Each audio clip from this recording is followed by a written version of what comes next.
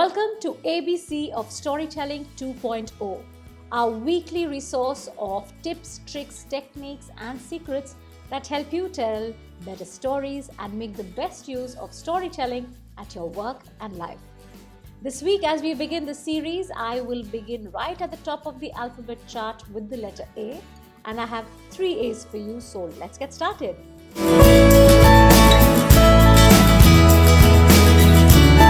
The first A that I have for you is the anecdote, and you may have guessed that already. An anecdote is a brief narrative about a person or an incident. An anecdote is marked by its brevity, its to-the-point agenda.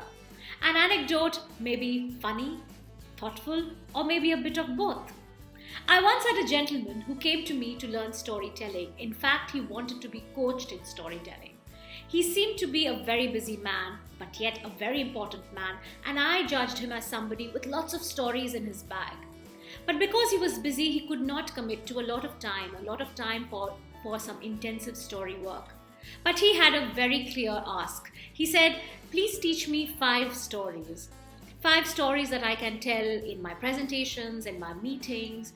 And I asked him, "Do you know which 5 stories you want to tell?" Well, he did not. She shook his head to say a no, and I wondered, how can I help him sort his story bag to take out 5 stories which even he doesn't know what he wants to tell?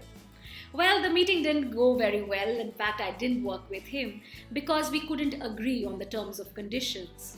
But you see, this little incident left me with an anecdote that I go and tell people when I talk to them about how important it is to sort your story bag and find the stories that you want to tell. An anecdote is brief and it is there to serve a purpose. When I share this anecdote, I don't share all the finer details of the time, place, the other details of our conversation. Instead, I use it as an explainer. I use it to make a point about my story work and my approach. You can pick up an anecdote and use it in your talk, in your presentation, in your speech as a brief explainer, as an illustration of a point that you're trying to make.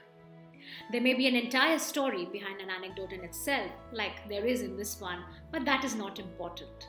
It's a good idea to fill your bag with lots of anecdotes that are quick, crisp, and precise, and they serve a purpose.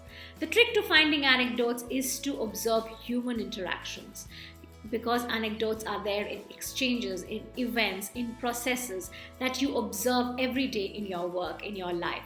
Observe the small things, because even in the smallest inconsequential things that happen in your life, in your day-to-day life, there are bigger, deeper meanings which resonate with a lot of people. So go ahead and find some interesting anecdotes that you can share with others. The second A is allegory. An allegory is a literary device where the narrative and its elements like characters and events signify a deeper truth or reality. An allegory is really simple in content, yet it has all the elements of a story like characters, conflict, resolution, time, and place. An allegory is simple in a reading or in its listening, but in it is tucked deep significance or deeper truths that could be seen as commentaries on politics, on society, and life in general. If you are looking for good allegories, a good place to begin with are good old fables. Simple and cliched as it may be, but really these animal tales are great allegories and stories that fit into the adult world. My personal favorites are Dog and the Bone, Fox and the Grapes, and Ant and the Grasshopper. I use these allegories as smart little stories to spark ideas around personality, hard work, talent, determination, failure, fears. So go ahead and read your fables. You will find a bit of a resonance in the adult world very easily. Lastly, the third A that I have for you this week is activate. We know that stories activate and ignite human minds. However, it is important to know the specific techniques and tricks that help you activate your listener's mind with your stories. Pay close attention to the details, the finer nuances, the description that make a story vivid.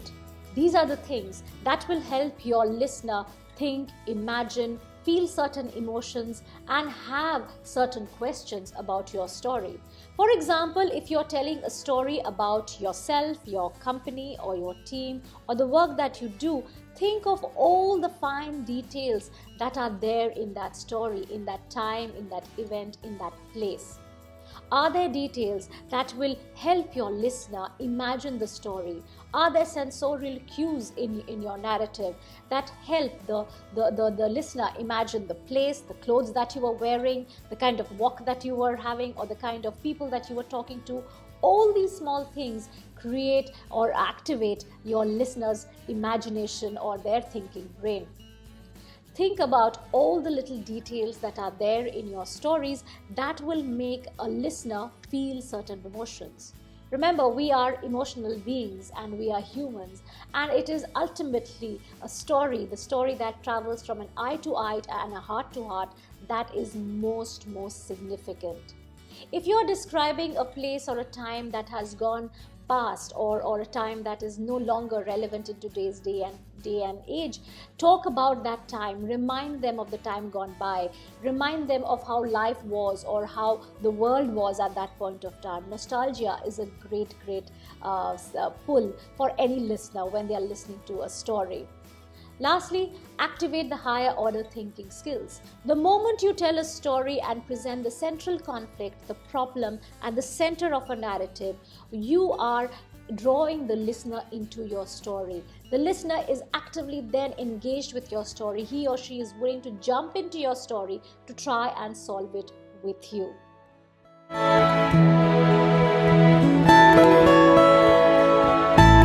That's all we have time for you this week on ABC of Storytelling 2.0. Mull over the 3 A's that I shared with you today, and watch out for next week when I share some more resources and prompts that will help you put the 3 A's into practice. Remember to like, share, follow, and tag your story bag on social media if you are consuming our content and sharing it with others. Go ahead and join our Telegram community where you can share your journey with the ABC of Storytelling 2.0. Until next week, happy storytelling!